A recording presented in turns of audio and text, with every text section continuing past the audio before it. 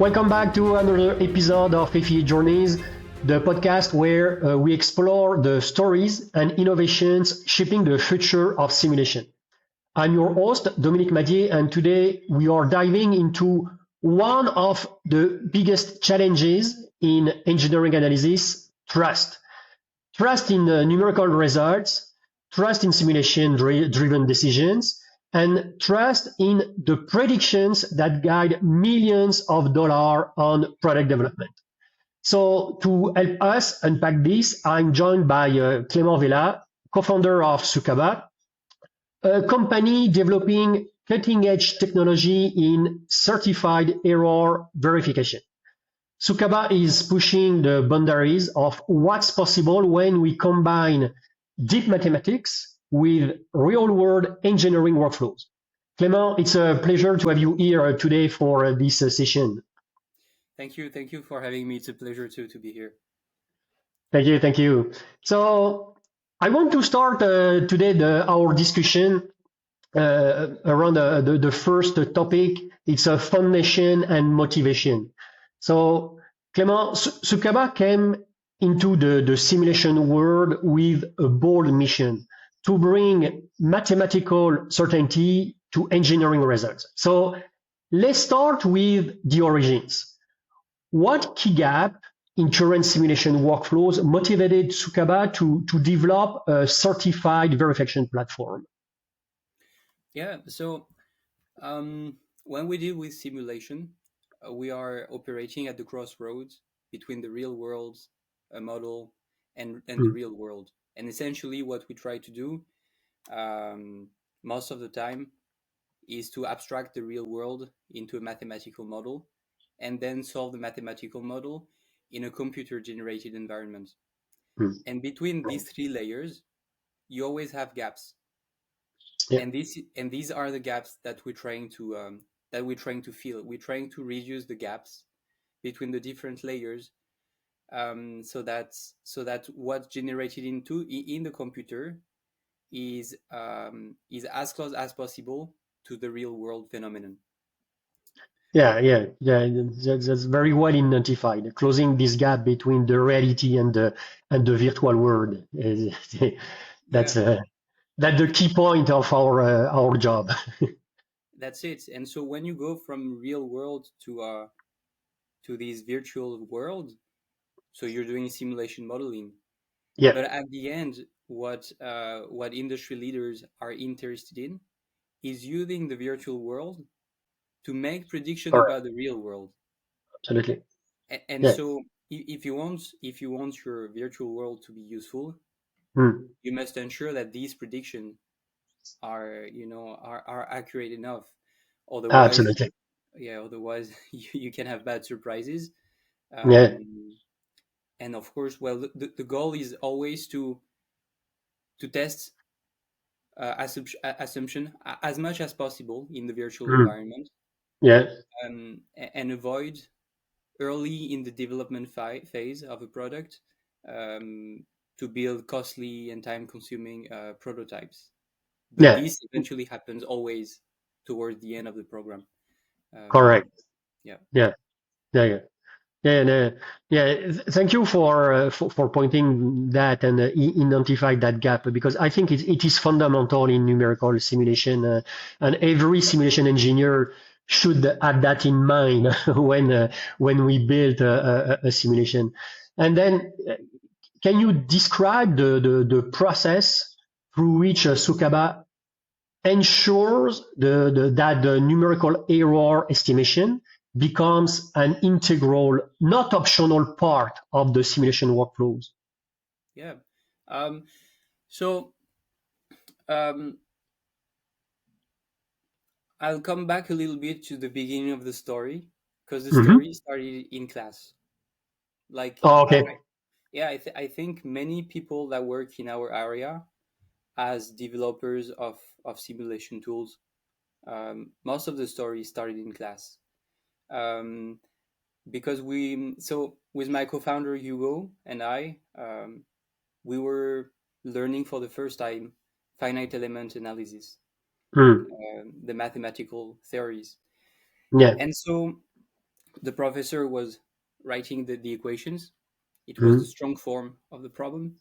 Yeah, And then he was explaining. So we take this strong form and we turn it into a weak formulation. And first, in the weak formulation, I mean, I'm saying the weak formulation, but actually there are many different weak formulations.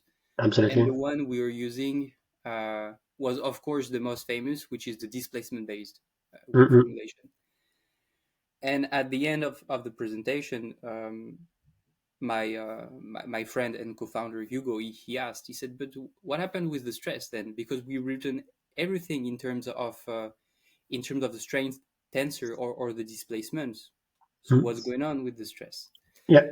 And the professor explained, so the stress is most of the time post-processed. Um, with the displacement, you compute the strain, and then with the Mm. constitutive relationship, Correct. you build the stress. And Correct. eventually, if you want, you can add other post-processing algorithm to smooth the stress out, and like Zosinkiewicz Yeah. kind of algorithms. And so Hugo asked again. He said, "But when you do that, you're actually breaking equilibrium. The divergence equation is then violated if you Yeah. add all these processes." And the Yeah. prof Yeah. said, "Yeah, that's correct." And this triggered something in us. We thought, oh, we should think of a way of try to respect as much as possible all the strong equation of the problem, because if we can get closer to the model, then it also helps it helps to improve predictive capabilities, because Yeah. you can solve this equation in the computer, respect the Mm. model, and then you can compare better the model to reality. I see what you mean. Yeah. Yeah. Yeah. Yeah. Yeah. And we were very ignorant. We didn't know it was that tough. So actually, it took us two PhDs to solve the problem. Okay. But eventually, we made it. And along the way, we learned so much, because we learned that if you are able to compute equilibrated stress fields, Mm-hmm. then you can compute an error. And so, Absolutely. Yeah. now Yeah. I'm arriving to actually answering the original question: what does it Yeah. take to measure an error? So you Mm-hmm. need to all your field, the displacement field, the stress field, all of them must respect key mathematical properties. Mm-hmm. And when you have that, you can use analysis theorems. Mm-hmm. An analysis theorem that is, in my mind, in my opinion, truly beautiful. That will Yeah, I agree. allow you, yeah, it is that will allow you to find a sharp upper bound of the Mm. true error. So it Mm. means you have approximate field, a displacement field, and a stress field, Mm. but you can find an upper bound of the error between these approximate fields and the Mm. exact solution of the problem. Yeah. Yeah. Of course, it assumes that this solution exists, Mm. and it is unique, but which Yeah. is the case for a lot of models like linear Correct. elasticity, plasticity, in dynamics also, Mm. many others, yeah, many other models, yeah. Yeah. Yeah. Yeah. Yeah, excellent, excellent. Very well explained, Clement. And that sets the stage for the deeper technical value behind the Suqaba solution. Now that we understand the motivation, let's explore a little bit the technology that truly differentiates Suqaba in the verification landscape, certified error verification. Okay, so most of us rely, when we do numerical simulation, rely on for structural analysis, rely on mesh refinement or experience to judge whether a simulation result is good enough, as we said. So Suqaba takes a radically different approach by providing guaranteed error bounds. And this is something many engineers have heard about academically, but very few have seen implemented into industrial software. Do you see what I mean? And that's a major shift from conventional practice. So Suqaba's software offers certified error bonds, as I said. And how does this differ from traditional mesh convergence or heuristic verification? Um, but I think the answer is a little bit in your question because you Mm-hmm. mentioned heuristic method, and Mm. to me, one of the beauty in engineering and also our community, our engineering community, is that no matter what, we will find solutions. And Yeah. my point, what I believe, is that the tools presented some inefficiencies. To me, the inefficiency is that they are incapable of quantifying correctly and accurately the gaps between the Mm. different layers, right? Mm. Mm. And in the engineering community came up with ideas. They were they were like, okay, so if I refine more, Yeah. I know it's a fact. There are mathematical properties that prove that the finite element model will converge. Mm. So the engineering community started to develop a heuristic to refine in a smart manner, as smart Yeah. as they could, to have to observe a convergence. Yeah. Our The shift in our paradigm is that we say instead of looking for a convergence, let's look for an error Yeah. because Okay. because it is like it is an absolute measure of how good the quality is. Mm. Convergence is something that you have to observe. It's like you have to unzoom and look at it. It's very macro, right? Yeah. Yeah. It's a global view. Yeah. Yeah, but when you have an error, it's you compute it, and Yeah. given a mesh, a boundary condition, material properties, and everything, you have an error, full stop, and you Mm. know how good the result is with the Yeah. error. Yeah. Yeah. Yeah. Yeah. And eventually, what we did then was to understand that if we were able to measure an error everywhere Mm-hmm. in the geometry, then we can also know exactly where the results need to be refined, Mm. as in where the mesh has to be refined, but where Yeah. also the mesh can remain coarse, because you're always trying to find the soft That's spots. a very good point. Yeah, yeah. I see where you go. I Yeah, love it because you don't need you don't need to be accurate everywhere into the model. Yeah, yeah, accurate, yes, but not necessarily refine everywhere into the model. Yeah, that's a good point. Yeah, yeah, yeah, yeah. And to help our listeners understand the science behind the software, what are the core principles behind the Suqaba certification process for numerical accuracy? so the process in terms of the math, and if I want to be as close as possible to the theory, Mm-hmm. you need to have a displacement that is kinematically admissible, which Mm-hmm. means the displacement must respect um, directly boundary condition, Yeah. and also it must respect some regularity properties. Mm. Um, and the stress field must be statically admissible, which means that it has to verify the Neumann boundary condition, Oh, no, man, yeah. and it has also to respect the divergence equation. Oh, okay, okay. And when you have that in this frame, in this framework, you can compute an error that is certified. Okay, okay, I see, I see. Okay, thank you for sharing that. It's clear now. It's And for, oh, sorry, go ahead. Yeah, yes, sorry, and I can share a couple reference for that. Yeah, So the person that started to develop these methods, it was, I think, in the 60s. His name was Frégis de Vebeck.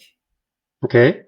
I believe he's a Belgian man, and he laid down all the mathematical theory around these methods. And for very long, what prevented the implementation of the method is is not the math. We got the math, we understood it, Uh-huh. Yeah, but yeah, it yeah. was how do we put this math into algorithms.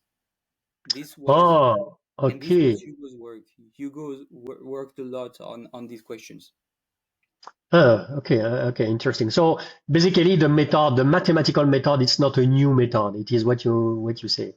Yeah, So. I always come back to, I mean, but everyone, all the engineering community, we stick Mm, very close to the first principle, to the math, yeah. Yeah. because yeah, hmm Yeah. it, Yeah. it it it helps that it helps us not getting lost. You Yeah. know, you have sort of a ground truth, and you stick to it, and Yeah. you Yeah. keep the That. math and the Yeah. algorithm.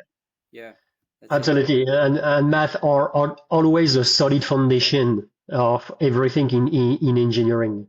So it is clear. Yeah, very good. And for the engineers listening who are imagining this in their daily workflow, how does the certified verification integrate into existing FEA environments? By that, I mean, does it act as a post processor, a plugin, or a standalone solver? It is a standalone solver. It's a full-fledged product. Okay. One of the reasons for that is that there is no commercial software, and actually, I don't even know any software that does that, but that provides um, the fields, the approximate fields in the right mathematical spaces. Okay. And if you don't have that, then everything is broken. So Yeah, we okay. need we need to have the full stack solution to be able Mhm. to also benefit from certified verification. Okay, okay, I see, I see. Yeah, makes sense, absolutely. Yeah, okay.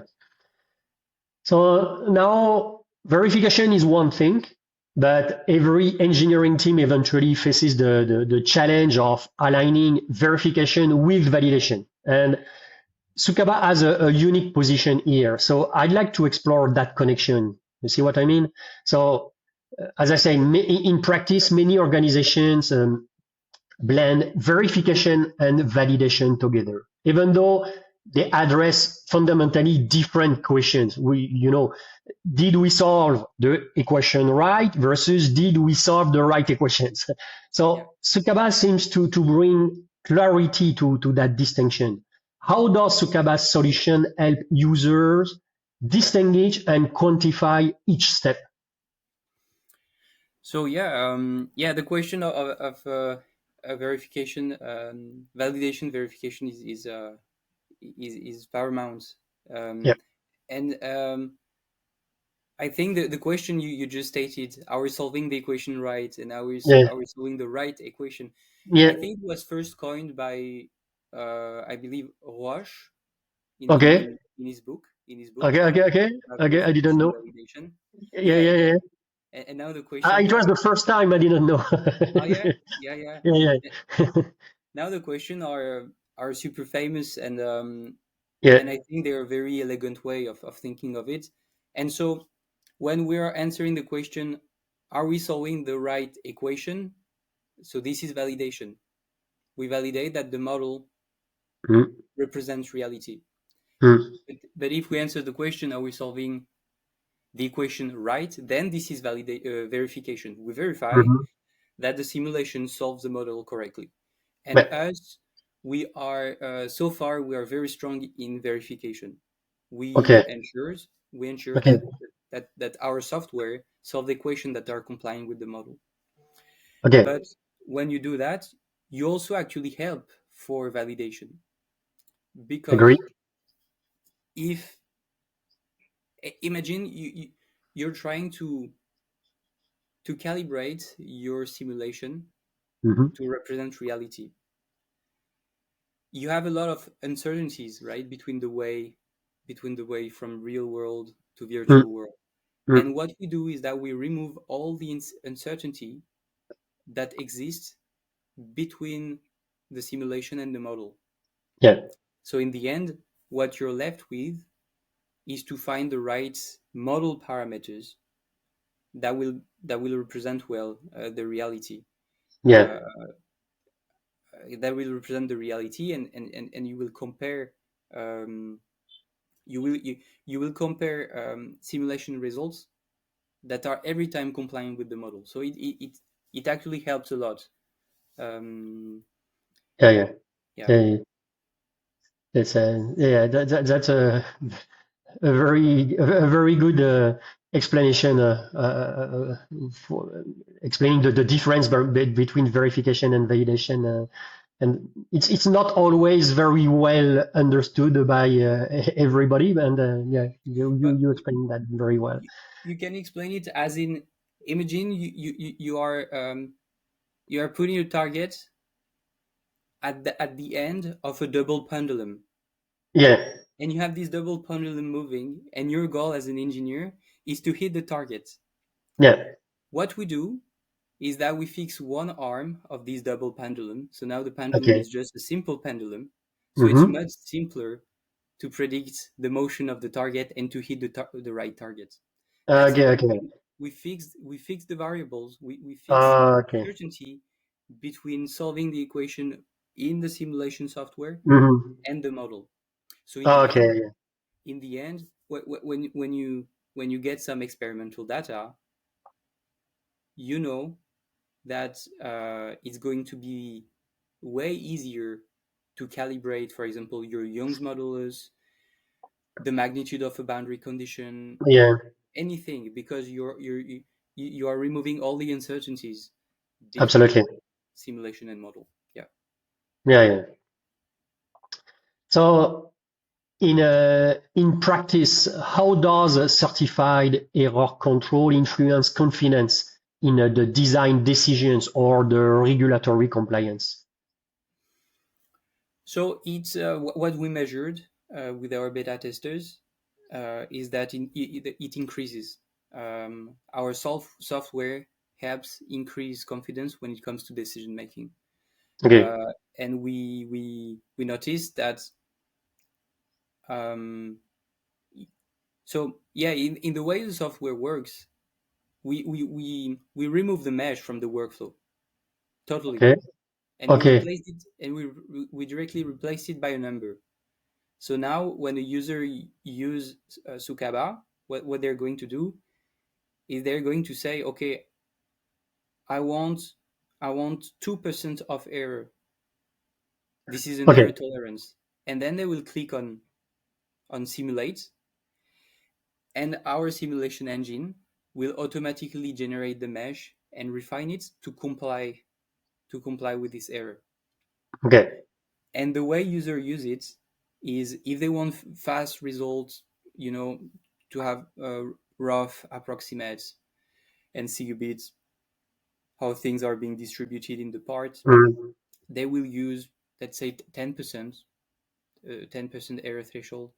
If they want something a bit more accuracy, they will go for 5%. If they want mm. something very, very, very accurate, uh, they will go maybe for 1%. Okay, okay. Yeah, I see. So when you say that you replace the mesh with a number representing the error the user wants, but at the beginning you still need a mesh, right? of course. Yeah. Yeah. Mhm. Okay. Okay. I understand. Yeah. It doesn't work on a CAD, for example. I need to start with a mesh, a first guess on the mesh. Yes, yes. It is not like, for, I believe it's called IGA methods, Okay. which I think they don't require geometry. Sorry, a Okay. mesh. They directly solve the equation on the geometry. Us, we still need a mesh. What we did is Mm, we removed it from the workflow. So all the difficulties associated with generating and refining a mesh, mm-hmm, all of that, it's gone. We're going to generate, measure the errors, refine the mm-hmm, mesh where errors are committed, mm-hmm, keep it coarse where errors are fine, mm-hmm. and give quality compliant data to the customer. Yeah. Okay. Okay. Okay. Yeah. Yeah. Yeah. Yeah. So, good. Thank you for that. So this naturally leads us to the broader picture, how this methodology could reshape the expectations around simulation credibility, especially in industry where safety and certification are not negotiable. Okay, so we know simulation becomes more central to the product certification, and regulators are tightening the expectations on reproducibility and uncertainty quantification. So Suqaba's approach seems to align perfectly with that direction. So do you see certified error verification becoming like, I would say, a sort of mandatory requirement for simulation credibility in the regulated industries?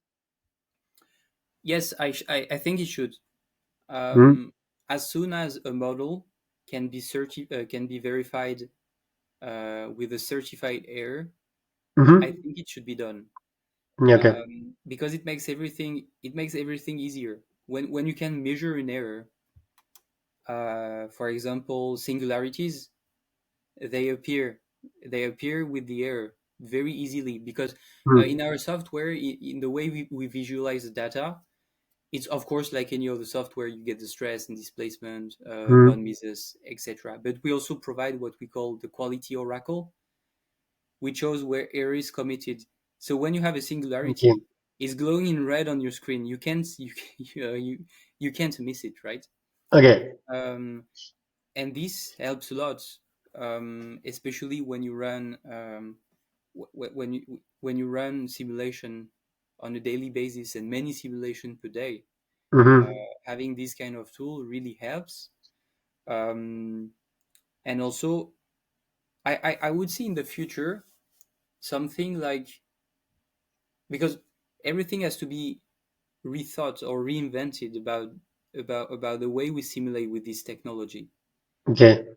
We need collectively to think about this method and think what error threshold is acceptable when I'm at the very end of the design process, for example, Mm. and I need to take a decision and sign off my design before Yeah.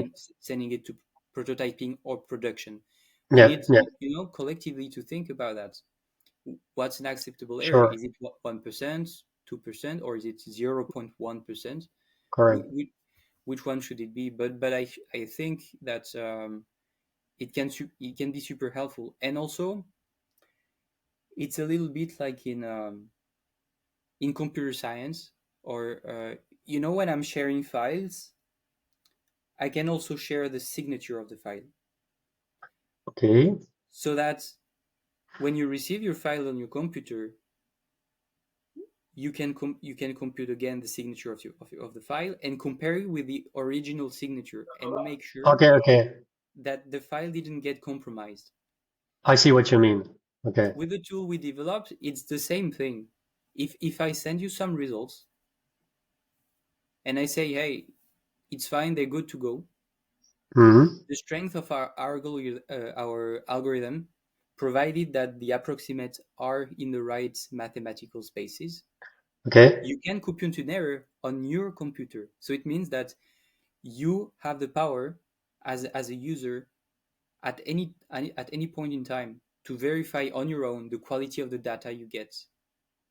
Okay. Okay. It's like I can redo the estimation of the error myself.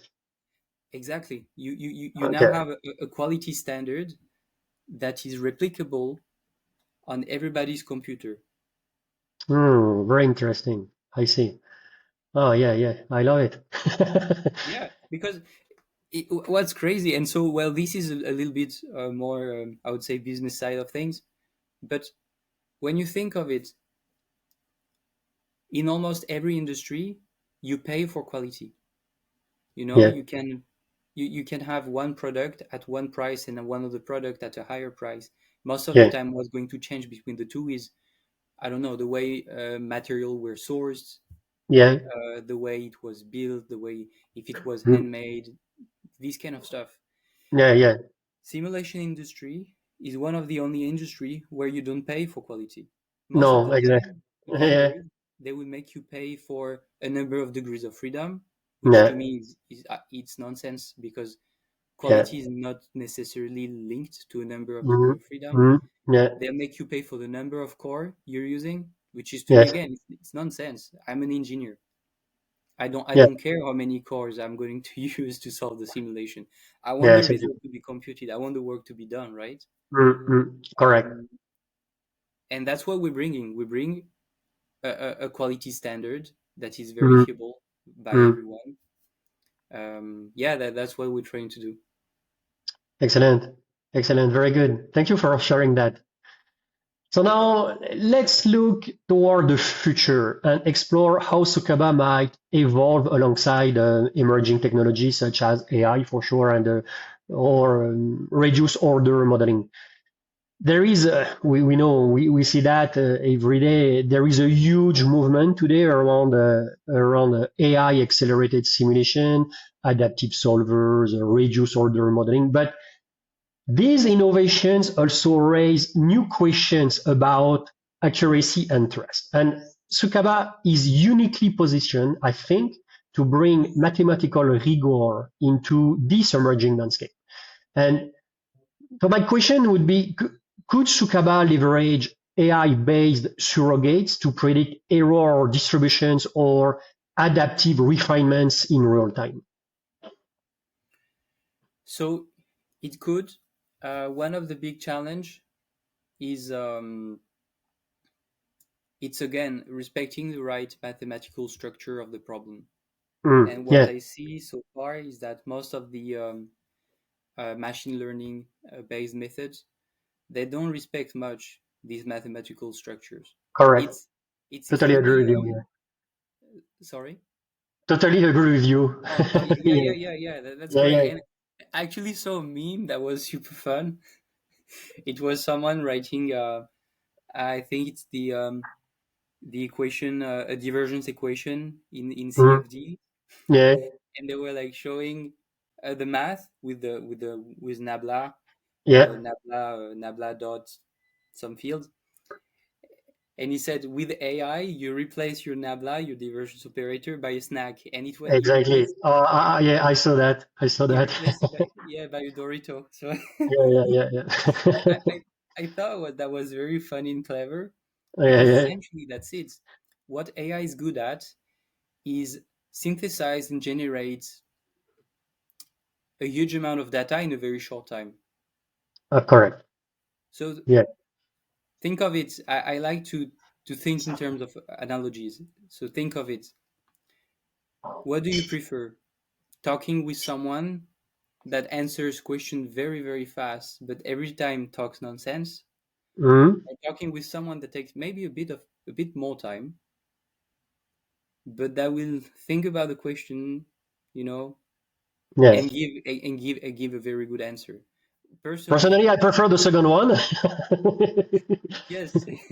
Well, exactly. That's the same for me, especially when these answers are going to design Yeah, commercial aircraft. yeah, yeah. These They are used to create real products. That's Yeah, it. yeah. And so I think these methods in machine learning are super fun. Mm, Also, so far I'm talking only about the methods to solve equations. yeah, Essentially, I think that it's not ready yet. It is not mature. It's no, not even remotely good enough to be used in production. yeah, But yeah, yeah. I totally agree. but it doesn't mean that we should not work on them. No, no. Yeah, yeah, yeah. It's I No, no, think yeah. in the academia, and I think a lot of fun things to do, and these methods have to be explored. Correct. But it's not ready yet to solve the equation. However, I think that these tools can be very helpful to help us along the way in the Mm, workflow when they are mm. integrated in the workflow. So integrate AI in the solver, no thanks. No.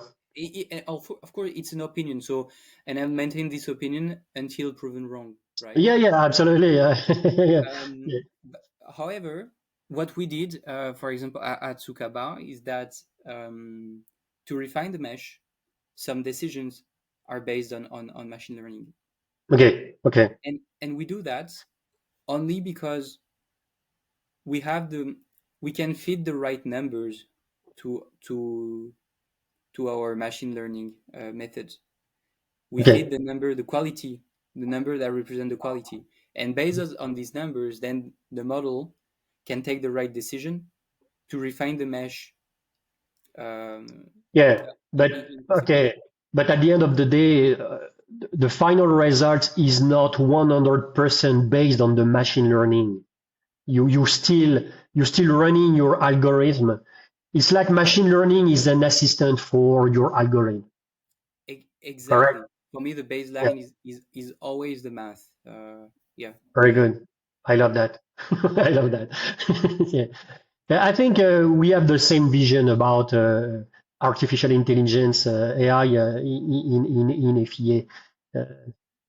As I said, there is a, a huge movement around AI and FEA, but AI is not still there to solve to compute the real problems. At the end of the day, the problems are still computed by the conventional algorithm and not by the AI. The AI is still an assistant. Uh, Yes. and building on that long-term perspective, what is your long-term vision for simulation assurance? Could we see a future where simulation results come with automatic trust certificates, much like cybersecurity signatures that we have today? Yeah, of course. Well, it's already there. Well, we do that. We do that when we deliver a result. We Okay. deliver it with a quality certificate Okay. where we state what's the error being committed by the results.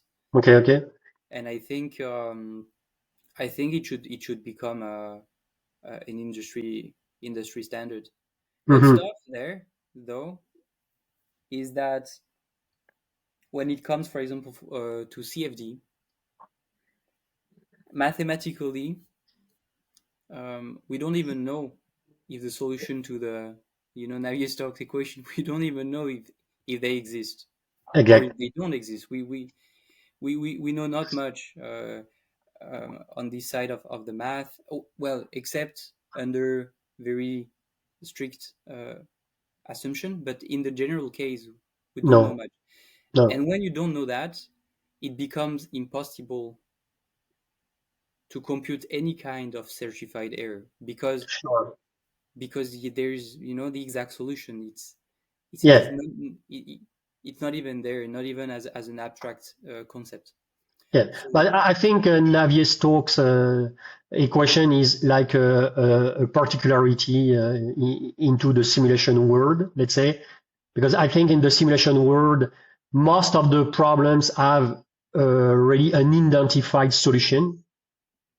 But you're right in the CFD domain, the problem of the Navier-Stokes formulation, it is the fact that the solution is not necessary, does not necessarily exist. So it's a specificity of a CFD. yeah, But on top of that, we have all the domain of structural analysis, which is more determined, let's say. And yeah, very interesting. So, what, Clement, this conversation has highlighted how Suqaba is reshaping verification today. Before we wrap up, sorry, I would like for us to zoom out a bit. We've talked about methods, workflows, and industry adoption, but there is also a much bigger question about the future of simulation itself. Let's take a few minutes to imagine what comes next for the entire field. Engineers today are often treat simulation as a powerful but still partially opaque tool. We trust our solvers, our meshes, our experience, but there are still many black box aspects that we simply accept as a simulation engineer. So now imagine a world where that black box disappears, a world where every simulation automatically comes with a quantifiable measure of trust. just like a digital signature or a certificate of authenticity. Okay, I'd like to hear you about that future. How do you envision a world where engineers can quantify the confidence they place in their models? Mm, so here, to me, what is at stake is the sustainability of innovation, Mhm. because there is a strong intricacy between risk and innovation. Correct. And if we look at what the different industries have been doing, so we talked about that, of course, the heuristic that were developed, and Mhm. to solve the equation, be sure that it is good enough. And to me, this all can work, even if it comes at the cost of many iteration, and it lacks efficiencies. It can work when your design don't change too much, Mhm. because when they don't change too much, you're building a huge knowledge database on this design. And when you're just changing a couple things in the geometry, in your detail, or in the material, Mhm. you know that the mechanical behavior is not going to drastically change, Okay. except if you're dealing with something unstable. But let's say in a good design, something stable and robust, if you don't change it too much throughout iteration, it's going to behave the same. But the current tendency in the industry, especially in mobility, is to go lightweight. So Yeah. we need to revise most our design, but making them lightweight.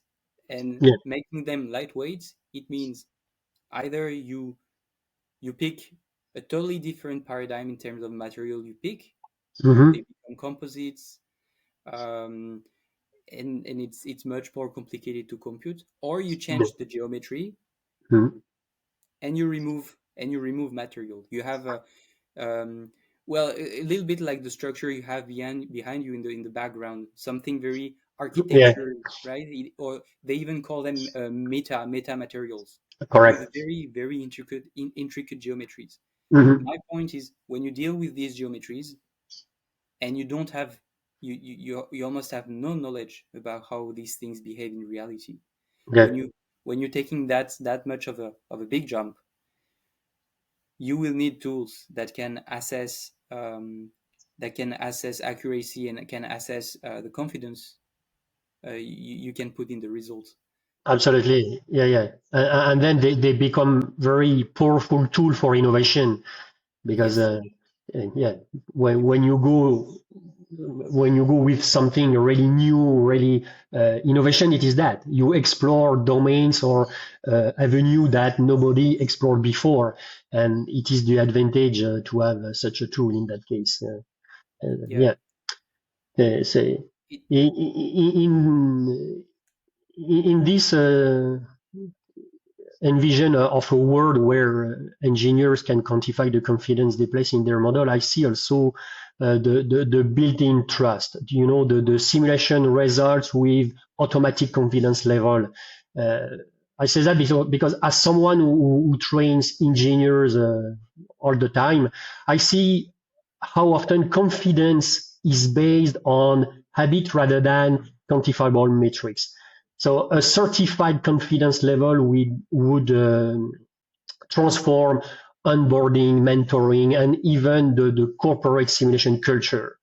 I say that because junior engineers, I think, would gain clarity, and senior engineers, on the other hand, would make decisions with far more discipline. You see what I mean? yeah.